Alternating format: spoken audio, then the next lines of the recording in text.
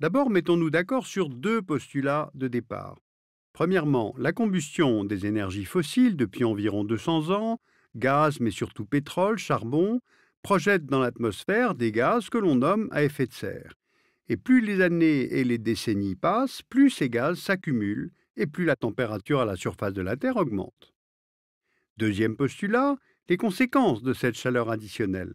Près de 1 degré que nous avons déjà gagné fin du XXe siècle, puis 2 et peut-être 3, 4 degrés d'ici 50 ou 60 ans. Cela touche l'agriculture, donc l'alimentation, la disponibilité de l'eau, la mutation des maladies, le déplacement des oiseaux, de certains mammifères, la fonte des calottes polaires et des glaciers de montagne, l'acidification et le niveau des océans. Bien, mais à partir de ces deux postulats, que fait-on? D'abord, tout commence par l'école. Il faut, plus encore, faire évoluer les livres de classe. Ensuite, il faut informer, expliquer encore et encore pour faire mûrir les mentalités et changer les comportements de consommation. Et puis, il y a le levier de l'argent, en combinant les financements pour réduire les vulnérabilités et verdir les outils de croissance et de développement. L'idée est de réorienter progressivement l'épargne privée et les investissements vers des secteurs d'activité peu émetteurs de gaz à effet de serre. Alors on s'en doute, le chantier est énorme, il est complexe, il concerne tous les pays, mais avant tout les pays en développement. D'abord, ces derniers recherchent les financements des pays du Nord pour les aider dans cette lutte contre le changement climatique, au titre des responsabilités historiques d'émissions de gaz à effet de serre. Ensuite, certains pays à forte croissance économique et très peuplés, si leur trajectoire d'émissions n'est pas infléchie, vont peser lourd dans les émissions mondiales. Et enfin, c'est justement le monde en développement qui regroupe les pays les plus vulnérables. Cette carte du PNUD nous fait apparaître les 30 pays en développement qui ont l'indice de développement humain le plus bas. Mais la vulnérabilité touche aussi des pays plus riches, mais très exposés à la montée des océans ou aux cyclones, notamment les États-îles du Pacifique, le Vietnam, le Bangladesh, les États de la Caraïbe ou encore le Mexique. Leur niveau de pauvreté et celui de leurs infrastructures ne leur permettent pas une solide résilience à ces dérèglements climatiques. Alors, de l'argent, très bien, mais quelles sont les sources de financement vers les pays en développement?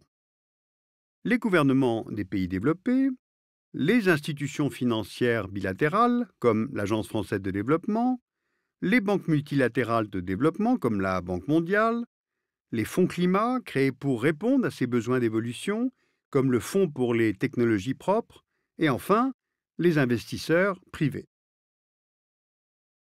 Alors prenons quelques exemples concrets.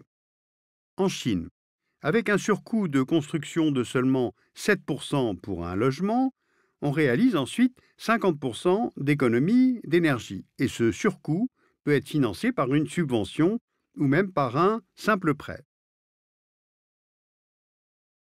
Au Vietnam, l'un des 20 pays du monde les plus exposés aux conséquences du dérèglement climatique, plusieurs villes, notamment Can Tho ou Da Nang, ont mis en place des politiques assez révolutionnaires en aidant les habitants à rendre leurs logements plus résistants.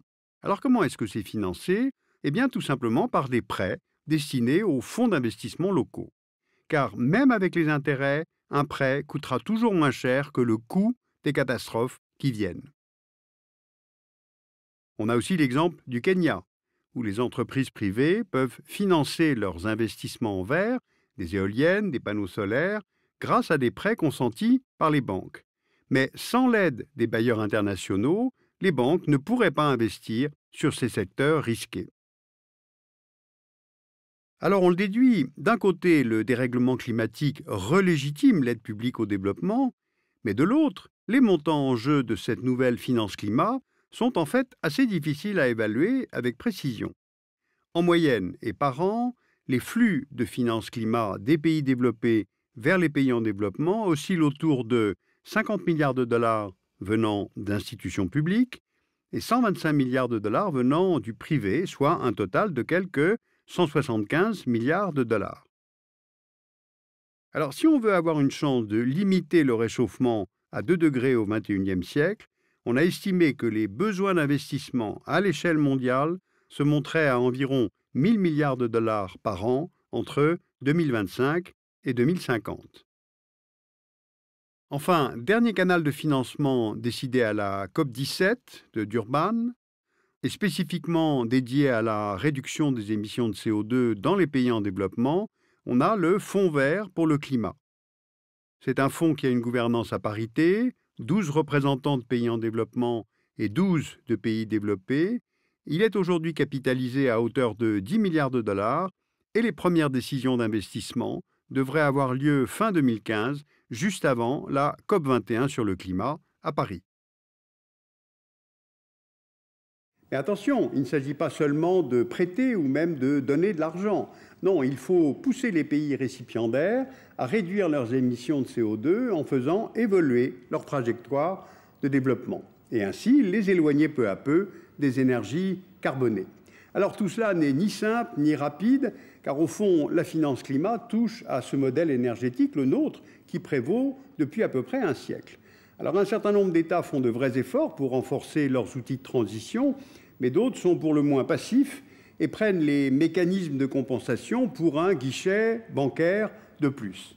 Or, il s'agit de comprendre que la prise en compte du climat doit s'appliquer à toutes les décisions économiques et politiques. Voilà, j'ai brièvement essayé de vous montrer que les choses avançaient tout de même, mais évidemment, est-ce que tout cela n'est pas trop lent? De toute façon, nous ne pouvons plus nous offrir le luxe du pessimisme. Toutes sortes de modes d'action sont à disposition maintenant, et ces actions sont désormais indispensables pour nous tous, et peut-être plus encore pour les générations qui viennent. Je vous ai parlé du levier de l'école, celui de l'information, les leviers financiers, mais il y a aussi bien sûr le levier politique, et là, c'est nous qui décidons.